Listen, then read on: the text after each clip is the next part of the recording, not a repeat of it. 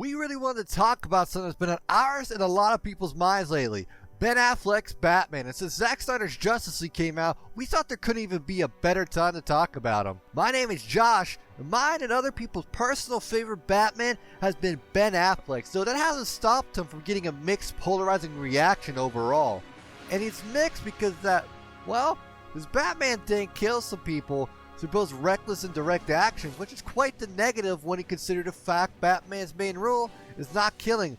But yet Ben Affleck's Batman is also incredibly praised for the parts of the character that are actually really accurate, specifically to the Dark Knight Returns Batman. The mannerisms, the costume, the physicality, he even looks like the Bruce Wayne from the comic, although much younger when compared. And none of this is incidental, it's in fact quite on purpose, making this a Batman that is both incredibly accurate to the source and very off, which explains the polarizing nature of the fan base around him. So how does Ben Affleck's Batman compare to the Dark Knight Returns Batman and the source of his inspiration? Well, let's see how they're similar and different. Let's compare them. Do you bleed? So, references are plenty in Batman v Superman: Dawn of Justice, which is fun in any adaptation as long as they're used well. Let's just say, when it comes to BVS, it's pretty much up to you.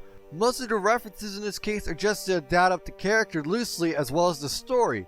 Even if the whole story isn't about the Dark Knight Returns, it's just a loose adaptation of it. As obviously, you'll see in a little bit. Both Ben Affleck's Batman and the Dark Knight Returns Batman are both older, more broken Batman, having lost people in their lives and unable to remember what they used to be, while craving the good old days and going into darker and more edgier territory. So what makes them different in this case? Since that's really, both of them. So on the surface, they seem very, very similar, but it's the nuances of both characters that make them different and unique. In some cases they're really similar on the surface, as we just spoke about, but they differ in order to tell the stories both creative teams desired. The Dark Knight Returns Batman is an older Batman, spawned from Frank Miller's infatuation with the Dirty Harry movie's sudden impact. Dirty Harry being a famous vigilante cop, played by Clint Eastwood, that speaks in a tough, gruff voice, with a tendency to use intense violence and scare tactics. Does that sound familiar?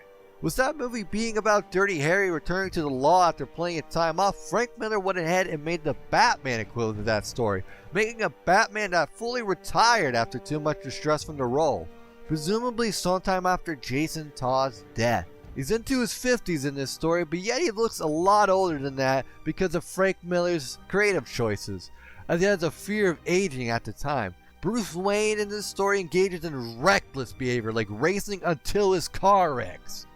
His retirement leads him to freeze in remembrance of his past when presented with the chances to go back to his Batman roots, such as the scene from issue 1 where he freezes in his steps as a gang approaches him to rob him.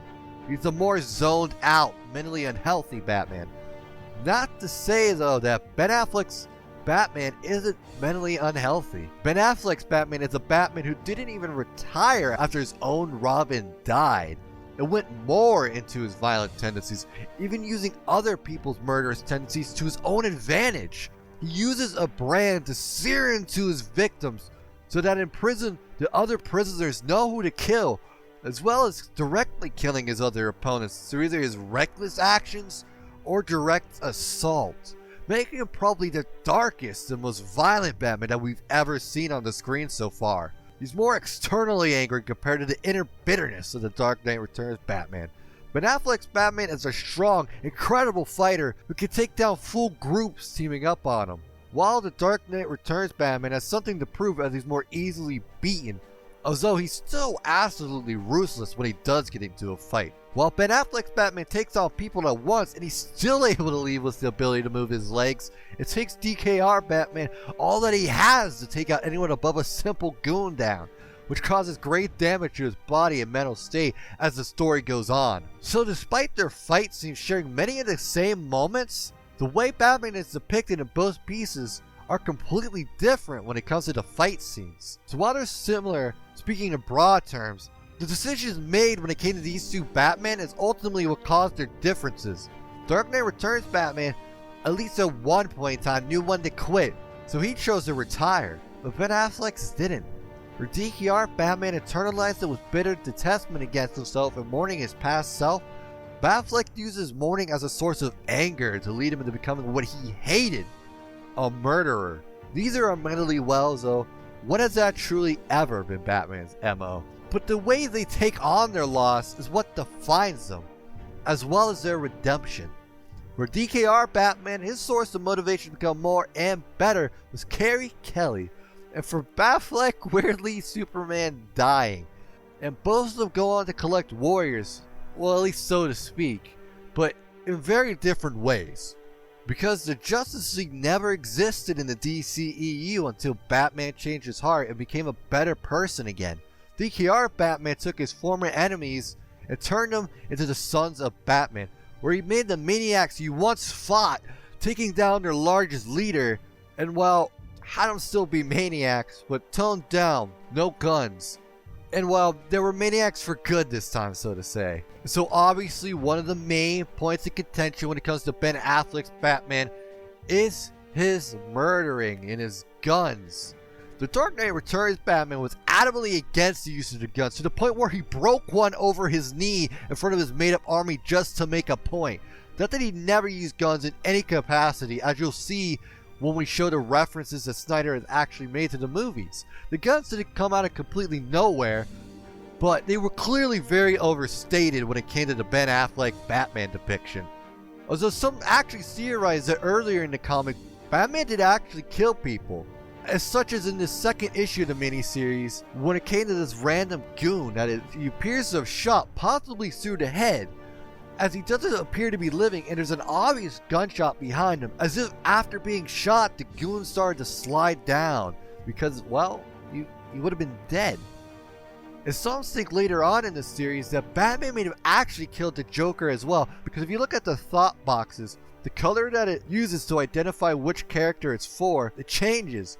It starts as the Joker's identifying color in green to Batman's identifying color in gray, leaving some to believe that Batman, in his mentally damaged and exhausted state, to be deluded into believing that the Joker killed himself instead.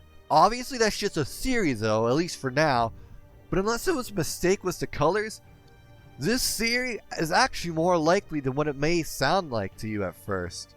And gosh, Batman v Superman has so many references to this comic and others that we weren't even exactly sure how to go about showing all of them off, or if we even caught them all.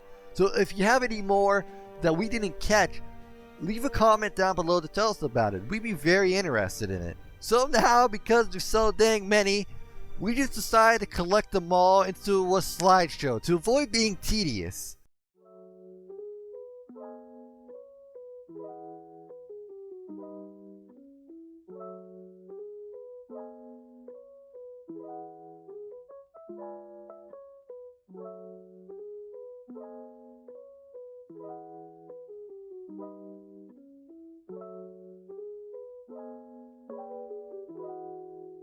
Boy, that was a lot of references. Which Batman do you prefer?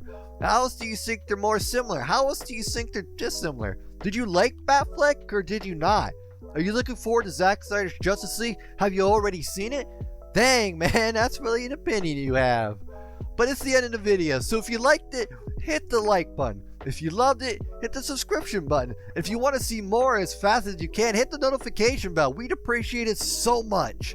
If you have any feedback, we're reading all the comments at the moment, so voice them. Just don't be too rude about it. We have tiny, tiny hearts. If you have any topics you'd love for us to research, then give that a shout as well. We're still new, and we're always looking to improve. As of now, our plans are to do a video on how Falcon became Captain America in the comic, as Falcon and the Winter Soldier is coming out, and all of us are looking forward to it, and we hope you are too. In the end, no, we hope that you enjoyed your stay while you watched the video. We appreciate your view, and what else can I say? We really just appreciate you. Thank you for watching.